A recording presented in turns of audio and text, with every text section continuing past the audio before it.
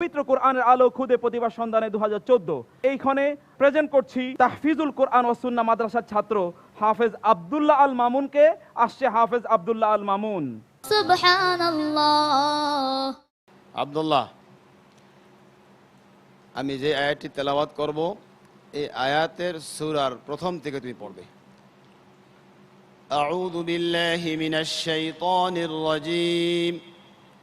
يدعون فيها بكل فاكهة آمنين أعوذ بالله من الشيطان الرجيم.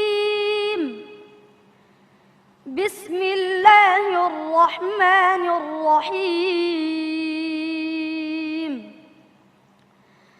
حميم والكتاب المبين. إنا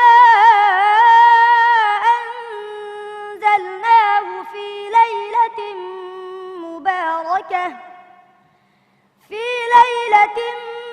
مباركة إنا كنا منذرين. فيها يفرق كل أمر حكيم. أمرا من عندنا إنا كنا مرسلين. رحمة من ربك إنه هو السميع العليم. رب السماوات والأرض وما بينهما إن كنتم موقنين. لا إله إلا هو يحيي ويميت. ربكم ورب آبائكم الأولين. بل هم في شك يلعبون. فارتقب يوم تأتي السماء بدخان مبين يغشى الناس. هذا عذاب أليم. ربنا اكشف عنا العذاب إنا مؤمنون. أنى لهم الذكرى وقد جاءهم رسول مبين. ثم تولوا عنه وقالوا معلم مجنون. أحسنت وأحسن الله إليك. আব্দুল্লাহ, সবর সম্পর্কে আল্লাহ সুবহানাহু ওয়া তাআলা কোরআনে অনেক আয়াত নাজিল করেছেন এবং পুরস্কৃত করবেন, তার ওয়াদাও আছে। এই সবর সম্পর্কে যে আয়াতগুলো কোরআনে আসছে একটা একটা করে আমাদেরকে শোনাও। أعوذ بالله من الشيطان الرجيم. واستعينوا بالصبر والصلاة وإنها لكبيرة إلا على الخاشعين. আর কোথায় আছে? يا أيها الذين آمنوا استعينوا بالصبر والصلاة إن الله مع الصابرين. আর কোথায় আছে?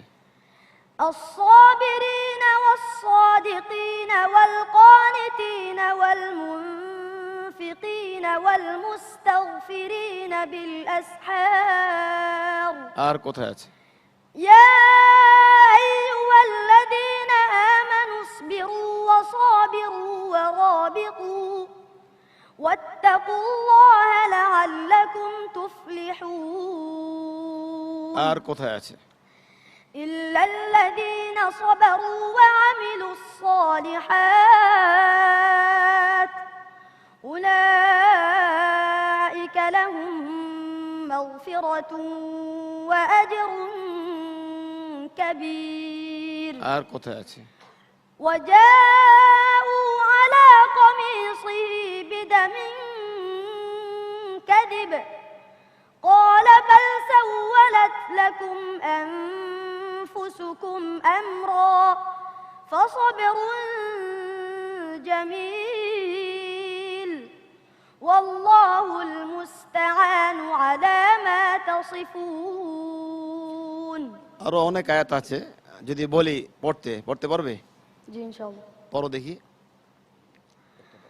واسأل القرية التي كنا فيها والعير التي أقبلنا فيها وإنا لصادقون قال بل سولت لكم أنفسكم أمرا فصبر جميل عسى الله أن يأتيني بهم جميعا إنه هو العليم الحكيم ما شاء الله ما شاء الله بارك الله فيك صدق الله العظيم صدق الله العظيم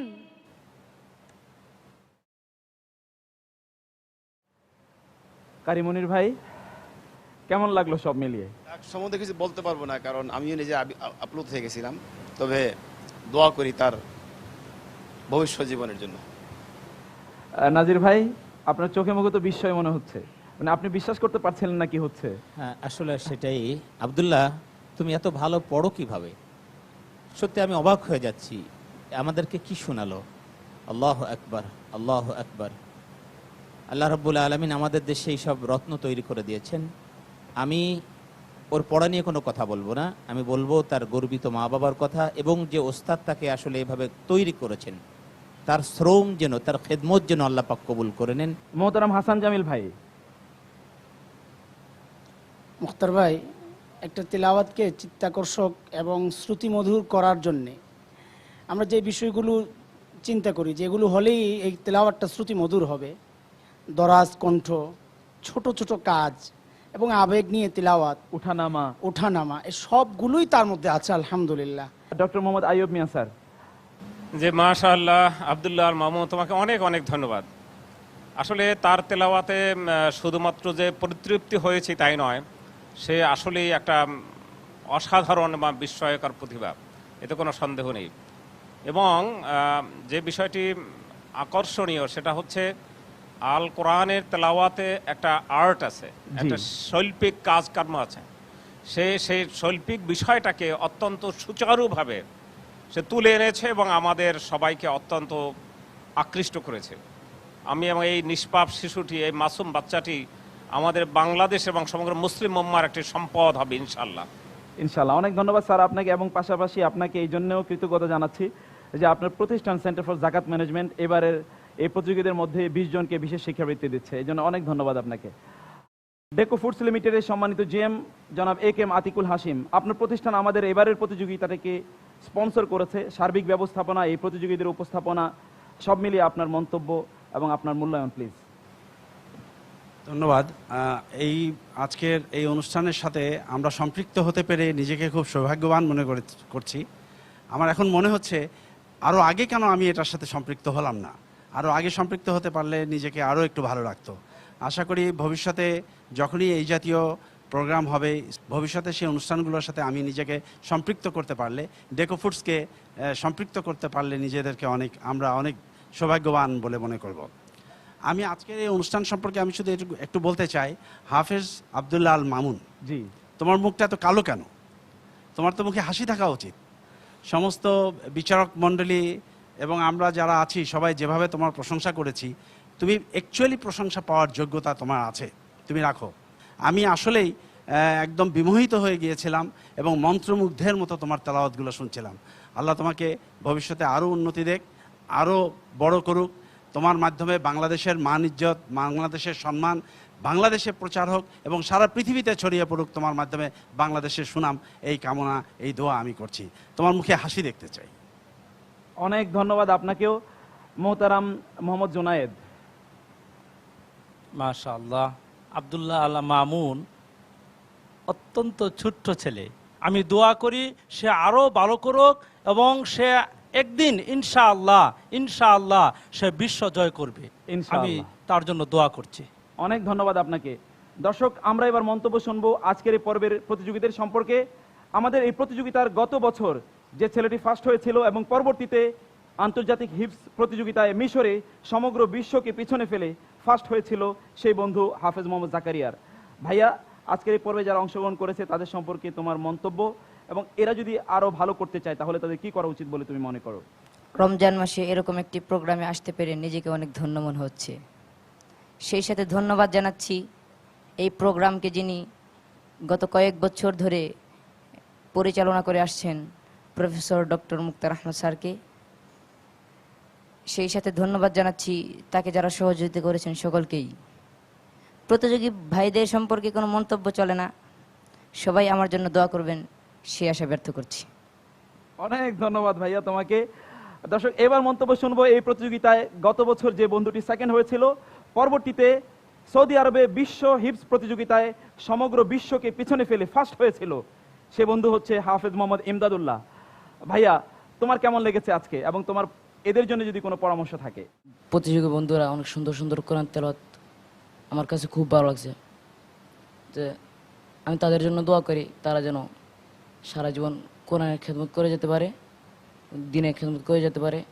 আমার জন্য সবাই দোয়া করবেন, আমি যেন মৃত্যুর আগ পর্যন্ত দিনের খেদমত করে যেতে পারি। আমিন। অনেক ধন্যবাদ তোমাদের দুজনকে। ভাইয়া, তোমার জন্য কোনো মন্তব্য নাই, শুধু বুক ভরা দোয়া। দর্শক, আমরা আজকের এই পর্বের জন্য নির্ধারিত বন্ধুদের তেলাওয়াত। আসসালামু আলাইকুম ওয়া রাহমাতুল্লাহি তাআলা ওয়া বারাকাতুহু। সম্মানিত দর্শক শ্রোতাবৃন্দ, বিশ্ব সেরা বিস্ময়কর শিশু হাফেজদের কোরআন তিলাওয়াত শ্রবণের জন্য এবং নতুন নতুন ইসলামিক ভিডিও পাওয়ার জন্য আমার এই চ্যানেলটি অবশ্যই সাবস্ক্রাইব করে রাখবেন।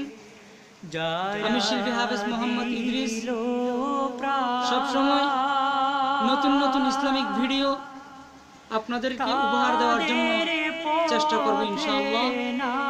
তাই চলো বন্ধুরা, আর দেরি না, এখনো যারা সাবস্ক্রাইব করেন নাই আমার এই চ্যানেলটি এখনই সাবস্ক্রাইব করে নিন। আল্লাহ হাফেজ।